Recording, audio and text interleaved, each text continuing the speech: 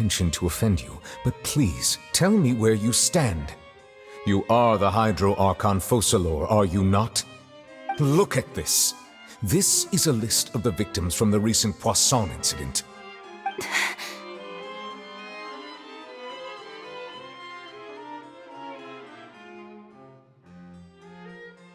You mean... they're all... We did not arrive in time to avert this disaster, and I will not have it happen again. I will say this once more. You must tell me everything you know. Yesterday, I found 3 stone slates in some ancient ruins near Poisson. Do you know anything about those? Seriously? You're questioning me like this is a court case now. I don't know anything about that. But you found them in some ancient ruins, you say?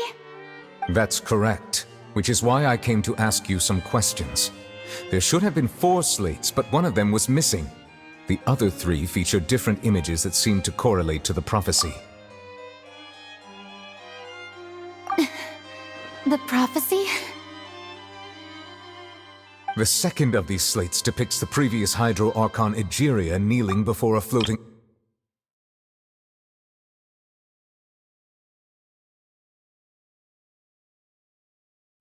The second of these slates depicts the previous Hydro Archon Egeria kneeling before a floating island in the sky, as if confessing something. Do you know nothing of this either?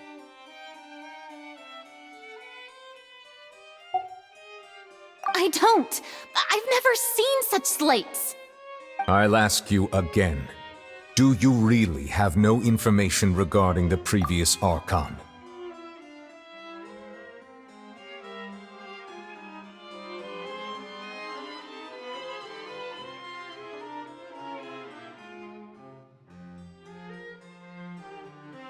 My deciphering of the slates indicates that the Hydro Archon Egeria once had to confess to, or apologize for, a certain sin.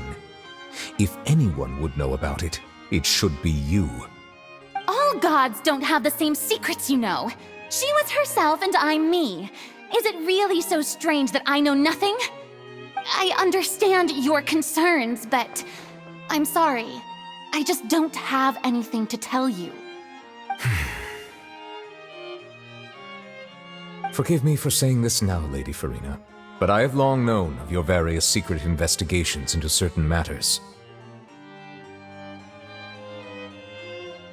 There are several indications that you have been investigating the prophecy on the sly. This is not strange in itself, considering that you are the Hydro Archon. But it is strange that you should also claim to not know any of Egeria's secrets, as well as do nothing following your inquiries. You have never been as superficial as you have presented yourself to be, nor are you a fool. And yet, your behavior is very inconsistent.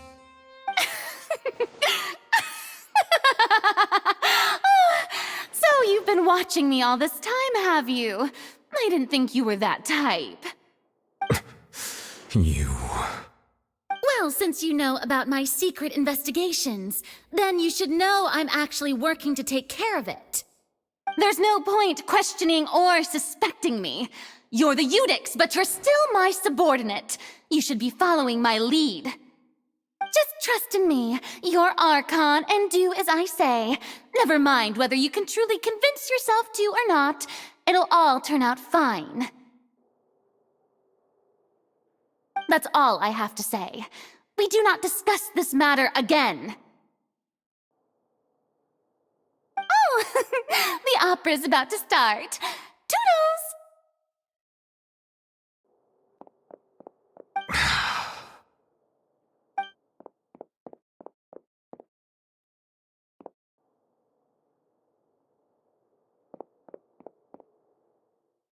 Did Farina not notice us standing by the door? Wonder what's up with her. She was smiling. I assume you've been outside for a while. Oh! You noticed! Seems... She was in a great panic, though I cannot discern the reason. Our discussion reached impasses time and again, a state of affairs that we cannot allow to continue. Still, I do not understand. Dialogue is the basis for understanding, so why did she keep refusing to engage?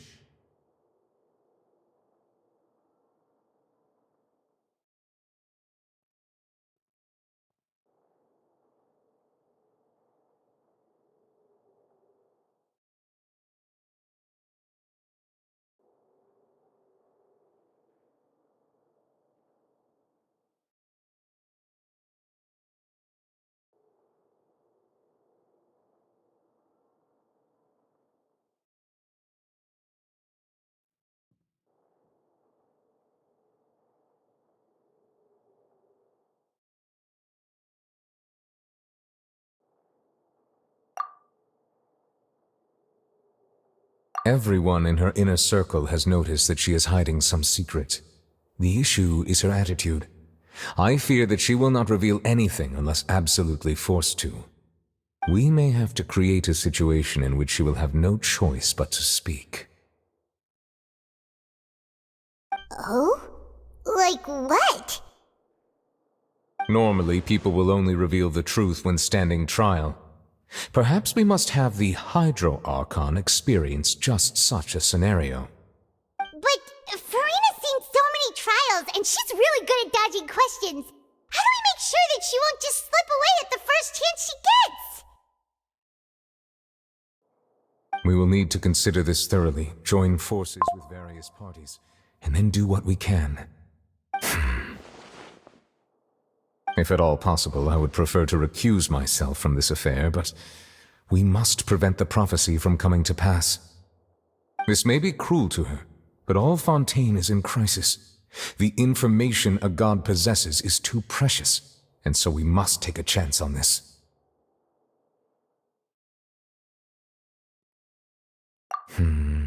But who will lend us their aid to do such a thing?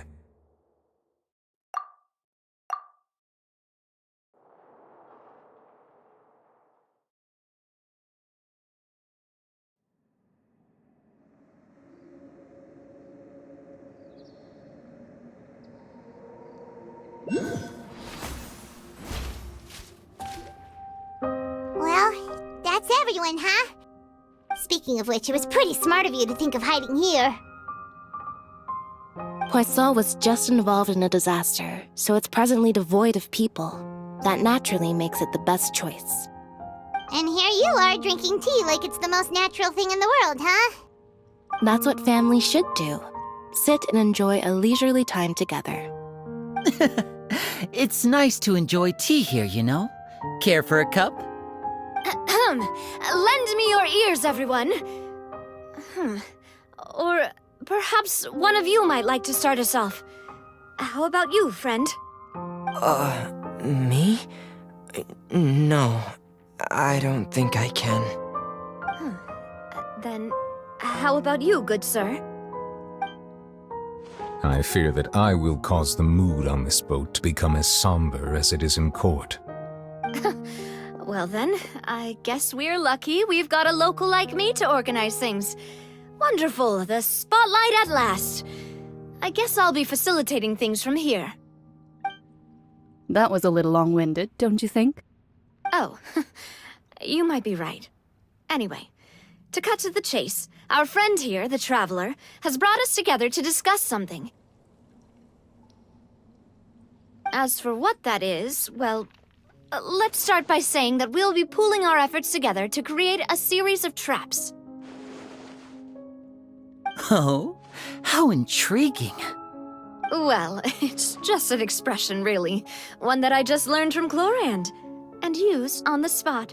So, let's invite her to explain in detail. A round of applause, please.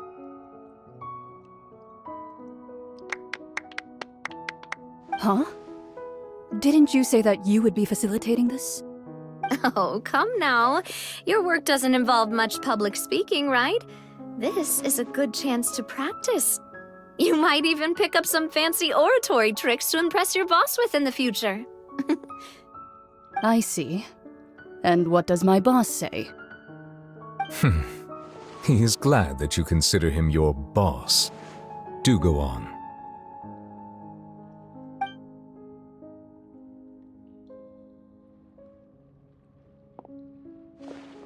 In that case, do any of you have experience hunting? Not that I recall. Fremine and I once used a wooden stick in a basket to catch wild rabbits when we were younger. As for Lynette, oh, right. You were sick that day, weren't you? I've also gone diving to catch some fish before. Does that count? I'm afraid not. You may or may not have heard, but Fontaine once played host to a group known as the Marechaussee Hunters. Though that was their name, they did not hunt animals, but rather various monsters left behind by the ancient dynasty of King Remus. Today, Fontaine's monster population has already thinned greatly, so the hunters have blended back into society, taking up arms in other lines of work. They even left a unique methodology of hunting in their wake. A trap comprises of the following components: bait, a trigger, and a containment device. Sometimes a lethal implement will also be necessary to deal with the prey. So, if we were to build a trap together, right now, what would you choose to build it with? For me, I would prefer something basket-shaped. Pigeons and rabbits will see the bait and naturally enter the snare. Our line of work requires a deft hand, and we're some of the best in the industry, so you can count on our techniques. You used some of those techniques while moving the people of Poisson, didn't you? My subordinates mentioned that you even performed some magic for the bawling children. Yes, and I even managed to gather some intelligence in the meantime. I'm quite the multitasker if I do say so myself.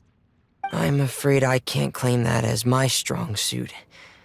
I prefer more stable methods, like placing bait in the water and waiting for the fish to come within reach. That's the kind of method I would count on. Calm and steady. Exactly the kind of person who would catch loads of fish. And I can be their assistant. With discretion, I'm sure. I'd probably use some sort of mechanical animal. Papa once bought me some small clockwork squirrels, mice, and such. When placed in the forest, they can attract others of their kind. I remember that you liked those too, didn't you? I did. And that would be a good way to go about it. If they're realistic enough, animals of the same kind will follow them all the way to the trap. What about you, Monsieur Neuvillette? I fear I do not have any related experience. That makes sense. You usually solve problems directly, without the use of any such tricks. But I do have one more question for you, monsieur. If we were to create a trap now, how would you design it? I would like for it to be effective, but bring no harm to the prey. A more gentle trap would be ideal. Kind, as always. However, our intention doesn't necessarily change the containment device and the type of implement we need. If we wanted to kill the prey in one strike, we would need a powerful implement. However, that also goes for prey that must be captured and safely contained. Wait, why's that? Only a hunter who's a true expert at subduing their prey can snare it without harming it. The line that divides life and death is often exceedingly thin. So are we going hunting together? Huh. We hadn't thought of seeing ourselves as hunters. It kinda works, but maybe it's still not the best metaphor. If our means of capturing and dealing with our prey is to put them on trial, then the hunting metaphor is actually quite accurate. But we shall require much more courage than any hunter to judge a god, a being whose seat is an exalted throne.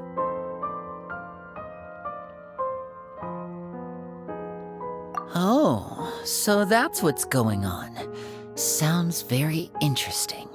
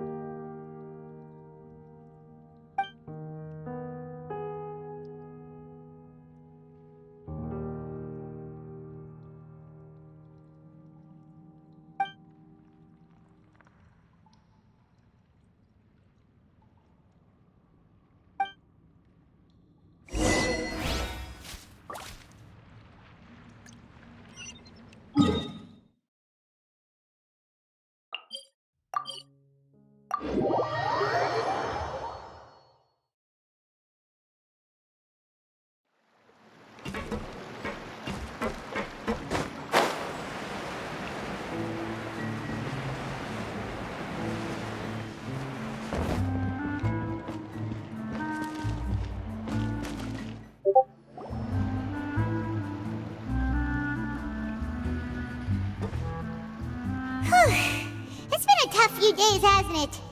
So much has been happening. Paimon didn't think the meetings would go on for so long, but everyone seemed pretty fired up, huh? Paimon thought they'd be at least a little frightened. Well, Fremine was, now that Paimon thinks about it, but everyone else just looked a little surprised. Well... It's hard to say. Paimon doesn't have any experience with this sort of thing. But with you around, Paimon sure will do great. After all, you're the most reliable person in the world, aren't you?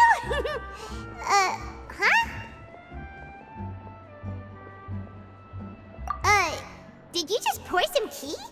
Paimon didn't notice you doing that at all.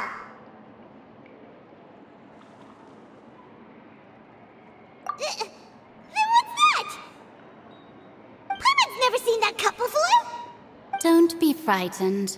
I'm just joining you two for tea. I merely refrained from saying anything till now. Who's that voice?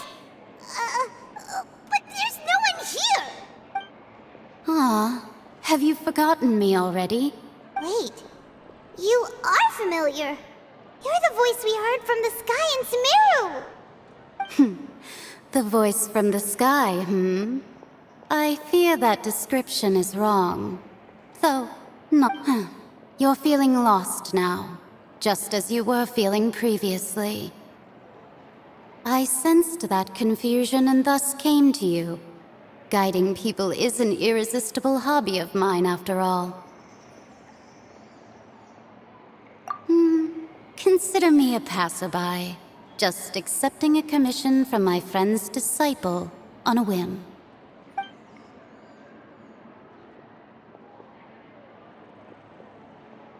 The prophecy. Yes, what has been prophesied will be fulfilled. You may view such things as the history of the future. What? Then is there any way we can stop it? I believe you have witnessed a failed attempt with your own eyes. Can everything in Tevat so easily be changed? Ah, so you've caught on. Just as prophecies are usually only the future as seen from the perspectives of the gods, could things be happening in hidden corners where the gods' gaze does not fall? Are the things that you shall see different from the fate that the gods perceive? What is she talking about? It all sounds really impressive and important and stuff, but it also sounds kind of scary.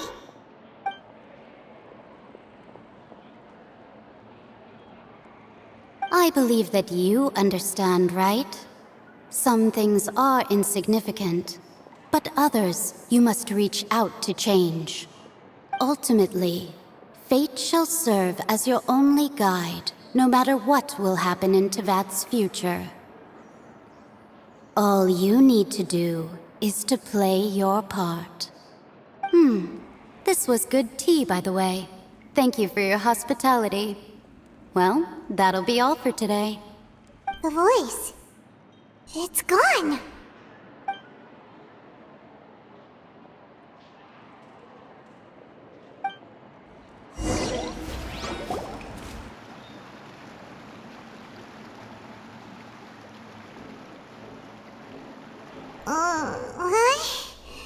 I want to hear someone talking. All right, coming.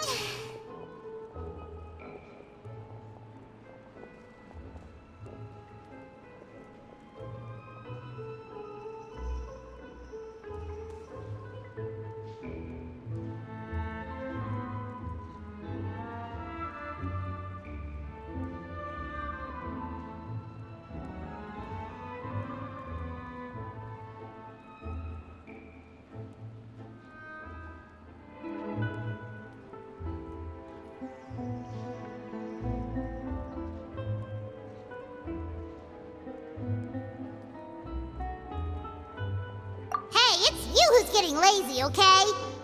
Well, I see I've walked in on some lively banter. Luna! Fine, just fine. I went to take part in that Steambird panel. it turned out to be more interesting than I expected. Not all Fontainians are pessimistic about this.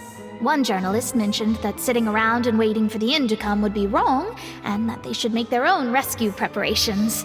I agreed, so we had a brief chat with her. Did she have pink hair by any chance? Why, yes! It was Charlotte. You remember her, right? That daredevil journalist? I'm in full support of her view. Prophecies are very important, but how can people allow their lives to be commandeered by just a few words? That's right! Paimon's glad to hear something sensible for once. Ah, yes. About what we had discussed before. I did try, but I'm afraid I couldn't reach the old hag. I'll try again tonight, but I wouldn't get your hopes up. Huh?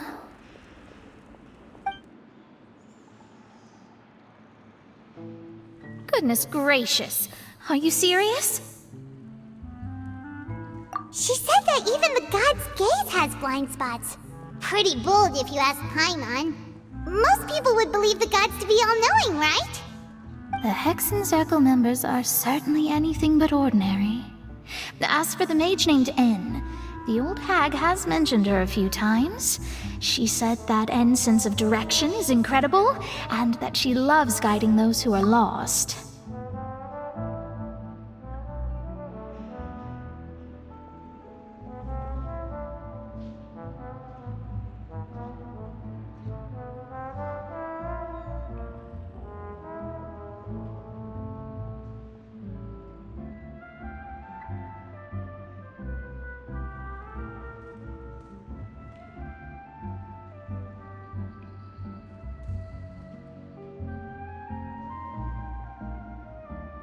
But I've never met her, and if she were still alive, she'd be...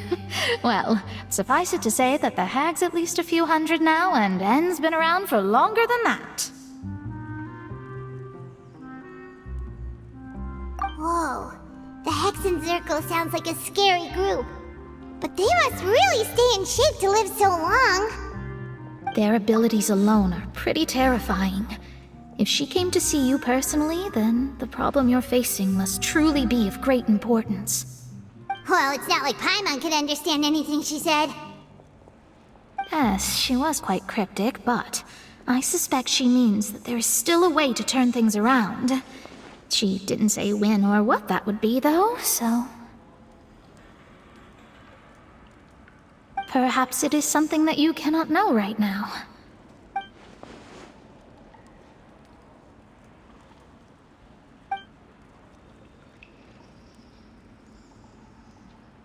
Traveler, Paimon, are you two all right? Oh, we're fine. We're just a little down right now. It kind of feels like the end is coming, you know? I see. I feel that same sense of desperation, too. I guess you could consider me someone who has often witnessed fate. So far as I have seen, it cannot be swayed. But even so, I still hope for and believe in miracles. Astrology is eternal and rational, but fate may not be. It is cruel, but it can also be beautiful. Perhaps that's what En was trying to tell you. Not to lose heart, and to believe that what you are seeing playing out before you is not yet set in stone. I did originally think of steering clear of all this, but I couldn't. Even if this is all futile, I still wish to help everyone. If we don't struggle to the last, then how can we face the end when it comes? Huh. You do have a point. There I go, talking about astrological principles again. Sorry about that. The moment I start talking about work-related stuff... I need to get going.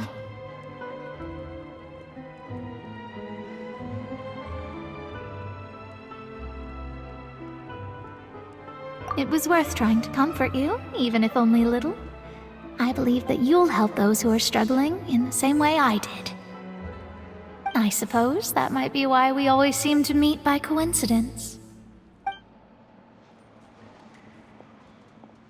Paimon feels kind of moved by what Mona said, but also kind of sad too. Hey, Traveler. Paimon suddenly feels like going outside for a walk. Let's go. Let's walk around the city, shall we? There's a few spots we always like to walk by.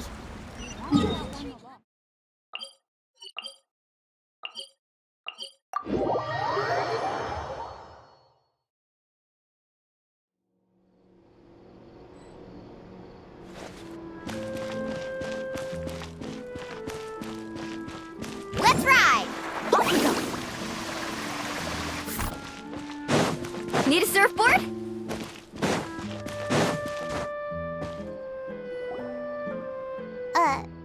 Huh? Our names are written in this newspaper. What's going on?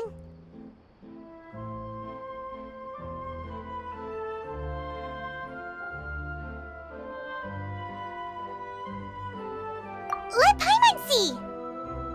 The underwater stronghold, the Fortress of Meripede, has continued in its noble autonomy, but that does not mean that others cannot interact with it. My recent attempts to enter the fortress bore little fruit. Huh. Guess Charlotte still hasn't given up on that. Thus, did an Outlander friend become the focus of this report, a blind adventurer with their white fairy legends trailing in their wake. It is said that this mysterious traveler once visited the underwater fortress. So while the fortress's interior remains a mystery behind closed doors, do not fear, for the tales of the traveler contain surprises in spades. Journalist Charlotte's biggest scoop yet, the Traveler's Trail, World Walker. Huh. Charlotte took so many awesome photos of us and we never even noticed her. She hasn't been able to get a hold of anything at the fortress, so since we're easier to find, she's using us as the subject matter instead? Ugh, seriously? Well, fine.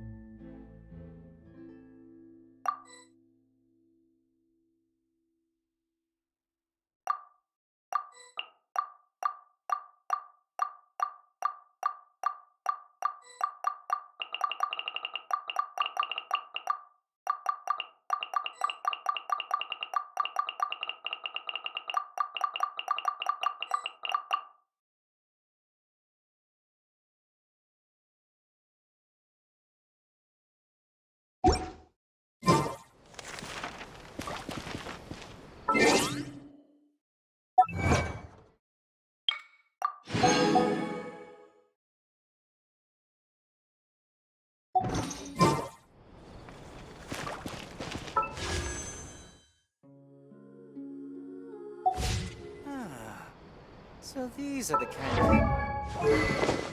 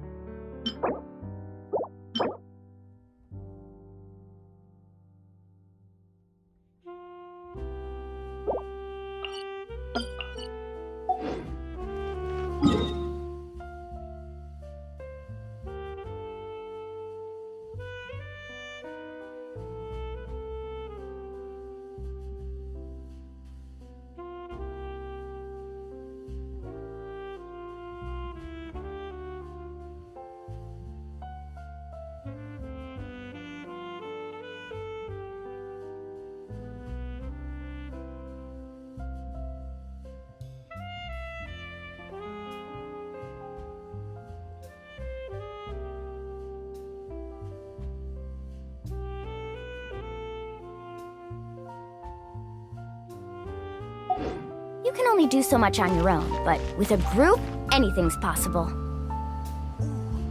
I could make a fortune from this.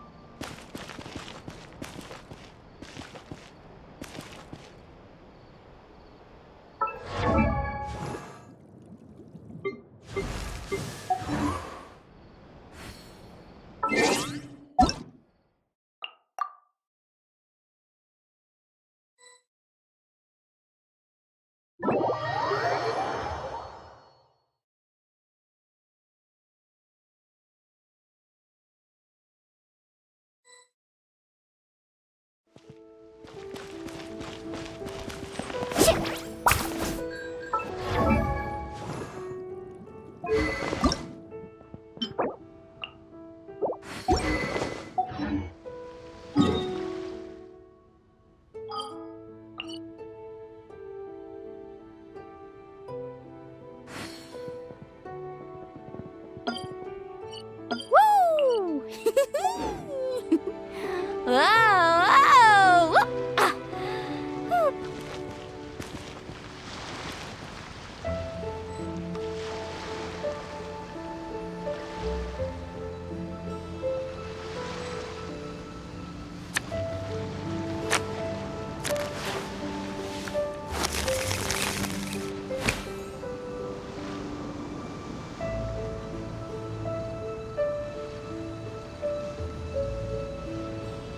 The most important part of going out to have fun is, well, going out. So just show up and I'll handle the rest.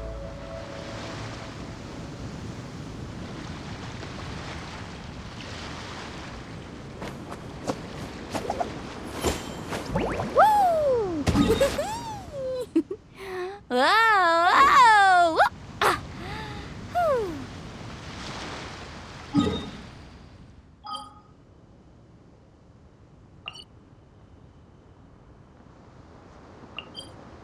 You can only do so much on your own, but with a group, anything's possible.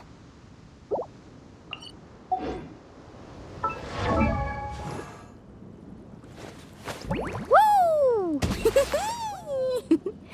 Whoa! Whoa! Ah!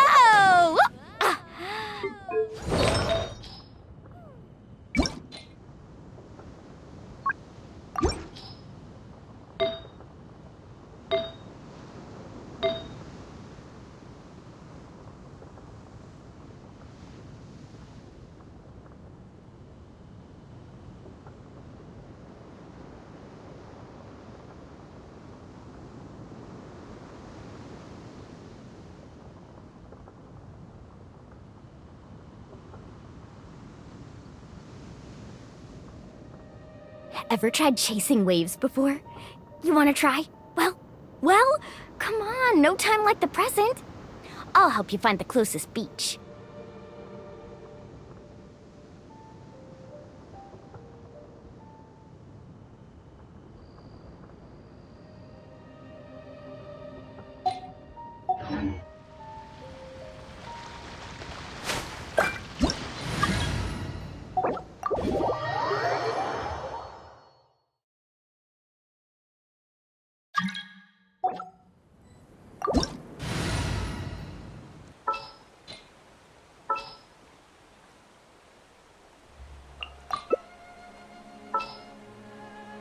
Woo! Whoa! Whoa! Ah! Whew.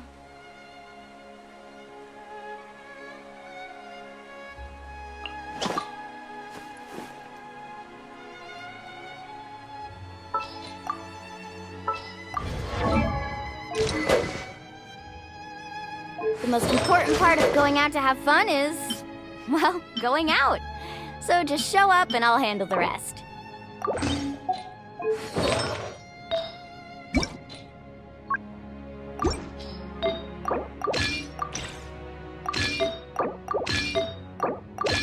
Whoa! Whoa!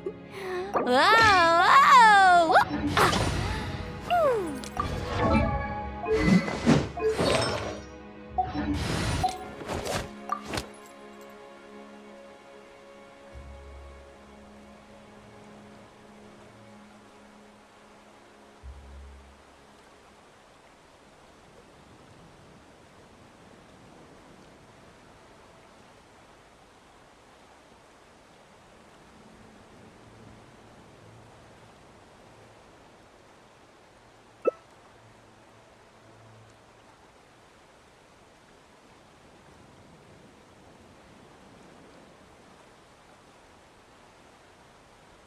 can only do so much on your own, but with a group, anything's possible.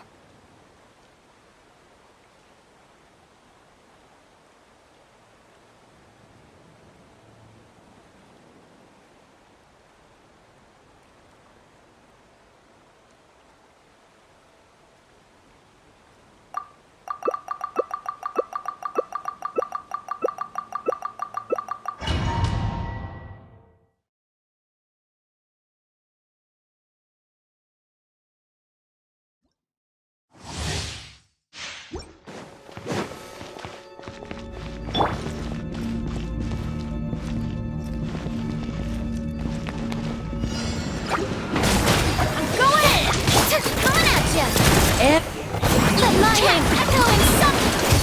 here comes the finale. Fire! Well, watch out!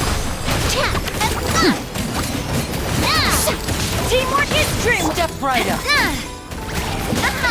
Let the world fly!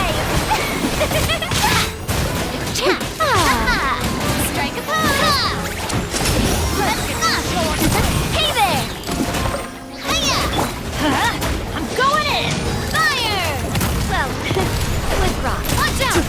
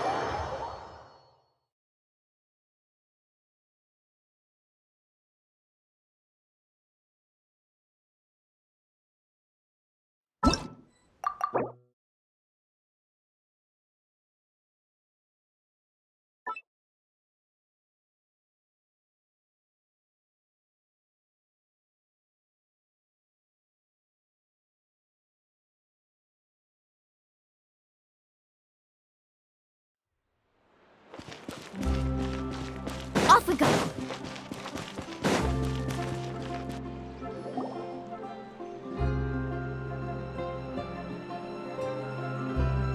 We're here! Paimon's hungry. Should we go in and get something to eat?